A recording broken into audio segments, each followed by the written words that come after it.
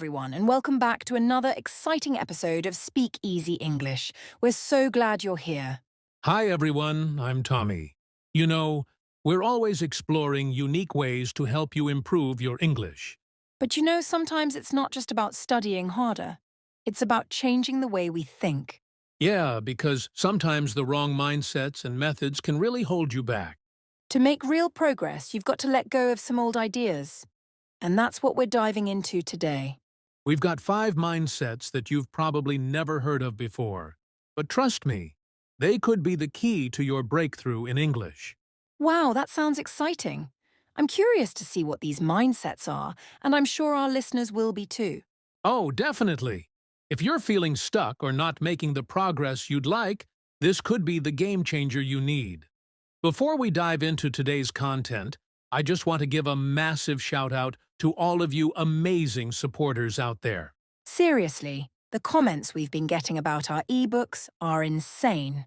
So many of you have told us how your everyday English conversations have totally leveled up, and how your confidence has absolutely skyrocketed.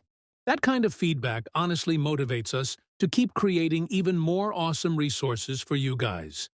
Your likes, shares, and support are literally what keeps this channel growing and the content coming. All right, let's jump into our first mindset. Don't study too much. I know it sounds a bit counterintuitive, but hear me out. Yeah, I was about to say, people usually think that the more you study, the faster you'll learn, right? But actually, studying too much can have some serious downsides. Exactly, Lisa. Overdoing it can lead to mental fatigue. Instead of enjoying English, you might start associating it with stress. You could even burn out and stop learning altogether. That's so true. When you focus too much on covering a lot of ground, you end up with just a surface-level understanding. And we're aiming for deep knowledge here, not just memorizing a bunch of words. So, what if we told you there's a way to learn English smarter instead of harder? That's where the minimal effective dose approach comes in. The minimal effective dose sounds fancy, but basically, it means you focus on just a few things each day, like one vocabulary word, one idiom, and one phrasal verb. Great! And that's it. It's all about small, consistent steps. The goal is depth, not breadth. You really want to understand the word and how it's used, not just know it exists. Right. And one way to do this is by studying the word's background, like its etymology, and related words. That gives you a deeper connection to the word. Oh, and don't forget about collocations, those words that often go together. For example, you can say, make a decision, but not do a decision. It's about learning the natural flow of language. Also, try using the new word in different sentence structures, and find real examples from things like books, podcasts, or movies. Yeah, and here's a fun tip. Keep a journal in English. Write about your day, your thoughts, and use the new words you've learned. It makes the learning personal, and you'll remember it better. Oh, I love that. Plus, reviewing what you've learned regularly through spaced repetition is a great way to make sure it sticks. So remember, instead of cramming for hours, aim for a few quality lessons each day and make sure you really understand what you're learning. Trust me, your brain will thank you. Okay, let's move on to our second mindset. Document your life in English. This might sound a bit unusual, but it's actually a really powerful tool for learning. Yeah, so what we mean by document is basically making English a part of your everyday life, turning it into something you naturally use, like when you're thinking, writing, or even talking to yourself. The great thing about documenting your life in English is that it creates an authentic context. You're using English in real situations that matter to you. Right? When you do that, you start building a personalized vocabulary that's relevant to your own experiences. You'll be using the words that are important to you. And don't forget, when you create those personal connections with the words you learn, they stick better. It's like when you have a memory attached to a word, it becomes way easier to remember. That's a really good point. And the best part? It gives you a record of your progress over time.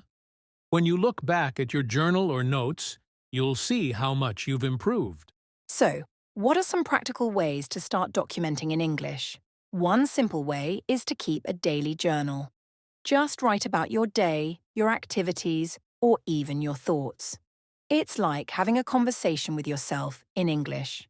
Yeah, and you don't have to make it complicated. You can start with just a few sentences. What did you do today? How did you feel? Write it all down in English. It'll feel supernatural once you get going. Another great method is recording voice notes. Talk about your day or your ideas in English, and then, when you have time, transcribe them. It's a great way to practice speaking and writing at the same time. I love that idea. You can also create photo captions in English for your personal pictures, just like how you'd post on social media, but all in English. And even simple things like shopping lists, to-do lists, or notes to yourself. Imagine writing out your grocery list in English or setting reminders for your day. That's language practice without even trying. Totally. And there are some language learning apps out there that have journaling features.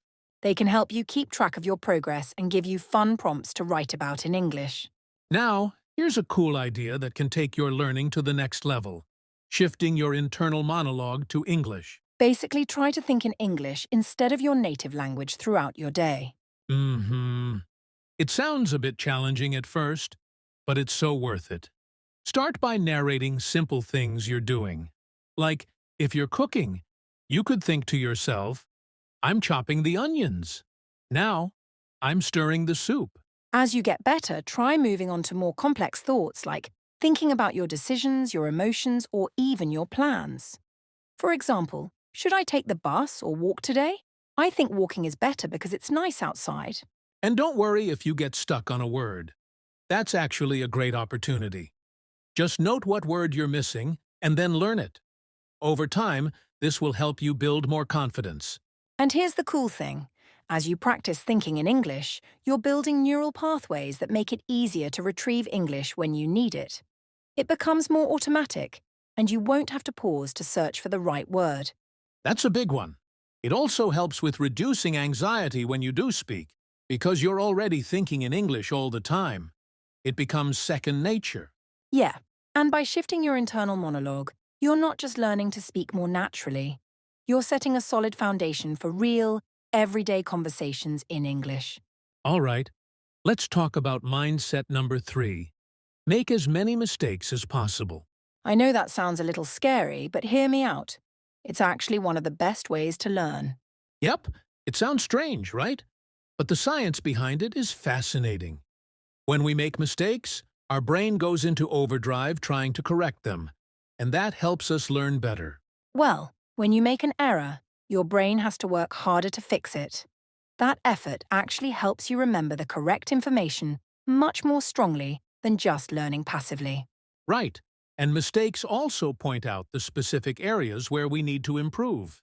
It's like a GPS for your learning journey, guiding you to the places where you need more practice. And you know what? The emotional reaction we have when we make mistakes actually helps our brain remember those lessons. So even though it feels uncomfortable at the moment, it actually helps you learn faster. So, how do we create a productive system for learning through mistakes? First, you can select a range of topics to write about. Pick things that interest you, whether it's something happening in the world or something personal to you. Yeah, like writing about current events or your hobbies. Then challenge yourself to write a timed 100-word essay. No references allowed. Just write from what you know. And after you've written it, don't just accept your errors and move on. Use grammar-checking tools like Grammarly to spot mistakes. But here's the trick. Don't just accept every correction right away. Look for patterns in the errors you keep making. This is where the real learning happens. Instead of just fixing the mistakes, try rewriting the essay from memory, applying what you've learned. This helps your brain internalize the correct version. Then, compare your new version to the suggestions from the tool. Are there still some mistakes? Great. You've found areas to focus on. It's all part of the process. You can also keep an error journal. Write down the mistakes you tend to make over and review them regularly. Over time, you'll notice patterns, and you'll get better at avoiding those same mistakes. That's a solid strategy. Now let's talk about the psychological side of things. A lot of people are afraid of making mistakes, especially because of perfectionism. They think if they make a mistake, it means they're bad at something. And this fear often prevents people from practicing. But the truth is, mistakes are essential for growth. It's like learning to ride a bike. If you're too afraid to fall, you'll never learn how to ride. Yeah, and there's also cultural conditioning to think that making mistakes is bad. In many cultures, people are taught to avoid errors at all costs. But in language learning, it's the exact opposite. The more mistakes you make, the faster you'll improve. And even though it can feel uncomfortable to have someone point out your mistakes, that's actually good. It's feedback, and it helps you get better. So, don't be afraid of correction. See it as a helpful tool, not a judgment. So, how can we create safe spaces for making mistakes? One way is to join language exchange communities where mistakes are normalized. Everyone is learning, and people are supportive. Yeah, and working with tutors who focus on error correction is great too. You can also find speaking partners who are at a similar level to you. That way, you'll feel more comfortable making mistakes together and learning from each other. And remember, making mistakes is part of the process. Don't be afraid to make them. They're your opportunity to learn and grow. Now let's talk about one of the biggest challenges in language learning, staying motivated. At first, everything feels exciting. You're learning new words, making progress, and feeling great about it. But after a while, that excitement starts to fade. You hit a plateau, and learning feels more like a routine. Yeah, and the progress isn't as obvious anymore. The novelty of learning a new language starts to wear off. And let's be honest, in the beginning, external things like tests, grades, or even compliments from others can keep us going. But over time, those external motivators fade. Then, it's just you and the language. So how do we keep going? The key is to build a system that keeps you motivated in the long run. Exactly. First, make your language learning journey personal. Connect it to your own interests and passions. For example, if you love movies, start learning phrases from your favorite films. Or if you're passionate about travel, focus on travel-related vocabulary. When learning feels relevant, it becomes more exciting. Another great strategy: track your progress in a visible way. Yeah, something simple like marking off days on a calendar or using an app to track how many words you've learned each week. Seeing your progress, even in small steps, helps you stay on track. And don't forget to celebrate your small victories. Every new word, every successful conversation, it all counts. The most important thing? Make learning fun. Enjoy the process, and don't stress about perfection. Exactly. And remember, motivation comes and goes, but building habits will keep you moving forward. That's it for today.